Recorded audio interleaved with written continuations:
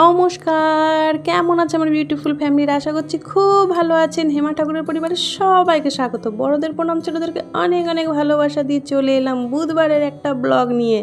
তো এটা হচ্ছে ঋষিকেশ পার্ট 2। ঋষিকেশ পার্ট 1 তো দেখিয়ে দিয়েছি, হরিদ্বার ঋষিকেশের, তো এটা পার্ট 2। তো আমরা গঙ্গা দর্শন করে সেখান থেকে চলে এসেছি। ওখানে একটা মন্দির আছে, সেটা যাব। তো রাস্তাতে একটা মার্কেট ছিল, তো মার্কেটটাতেই ঢুকেছিলাম। তো এই মার্কেটটার মধ্যে এটা একটা কাঠের দোকান, মানে এমন কি জিনিস নেই যে এই দোকানটাতে কাঠের পাওয়া যাচ্ছে না। চিরুনি থেকে শুরু করে কাপ, গ্লাস, বাটি, সব কিছু। এই যে দেখেন জগটা, টোটালি সব কিছু কিন্তু কাঠের বা বাঁশের। মানে অপূর্ব অপূর্ব সুন্দর লাগছিল। বাচ্চাদের খেলনা থেকে শুরু করে সব কিছু ছিল, সব কিছু। হটপট, হাঁড়ি, মানে কি না ছিল, কি না, মানে এত ভালো লাগছিল যে আমরা অনেকক্ষণ এই দোকানটাতে ছিলাম, ঘুরে ঘুরে সব কিছু দেখছিলাম। এই যে পুরনো যুগের সাইকেল, কি সুন্দর না, ঘরে যেন শোপিস রাখার জন্য ঘরের দৃশ্যটাই চেঞ্জ হয়ে যাবে। আরেকটা জিনিস দেখায়, এটা তো চুরির স্ট্যান্ড, দেখায় গোয়ালারা যে দুধ আনতে যায় সেইটাও কিন্তু কাঠের ছিল। এই যে দেখুন কি সুন্দর লাগছে না দেখতে, আমার তো ভীষণ ভালো লেগেছে, খুব ভালো লেগেছে।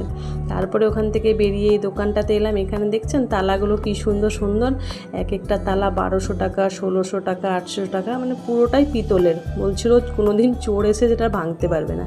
তারপরে চলে এলাম এই মন্দিরে। এই মন্দিরটা হচ্ছে গঙ্গার ধারের 9 বা 10 তলা মন্দিরটা ছিল, মানে একতলা থেকে ঠাকুর ছিল। প্রতিটা ফ্লোরেই একটা অনেকগুলো করে ঠাকুর ছিল, মানে 33 কোটি দেবতা এই মন্দিরটার মধ্যে আছে। সঙ্গে সঙ্গে শপিং করার জন্য দোকানপাট ছিল। তো পুরোটা আমরা যেতে পারিনি, কেন সন্ধ্যা হয়ে গেছিলো। তবে ভীষণ ভালো লাগছিলো মন্দিরটা, উপর থেকে পুরো ঋষিকেশটা যেন দেখা যাচ্ছিলো। আর এটা হচ্ছে কাঁচের ব্রিজ, যেটা বলেছিলাম ভারতে প্রথম কাঁচের ব্রিজ তৈরি হচ্ছে, যেটা ঋষিকেশে খুব তাড়াতাড়ি ওপেন হয়ে যাবে 1-2 মাসের মধ্যে। তো আপনারা গেলে অবশ্যই এই ব্রিজটা দেখতে পাবেন। আর লক্ষ্মণ ঝুলাটা আমরা দেখতে পাইনি, সেটা এখন ড্যামেজ হয়ে গেছে বলে ওটাতেও কাজ চলছে, সেই জন্য আমরা লক্ষ্মণ ঝুলাতে মানে যেতে পারিনি।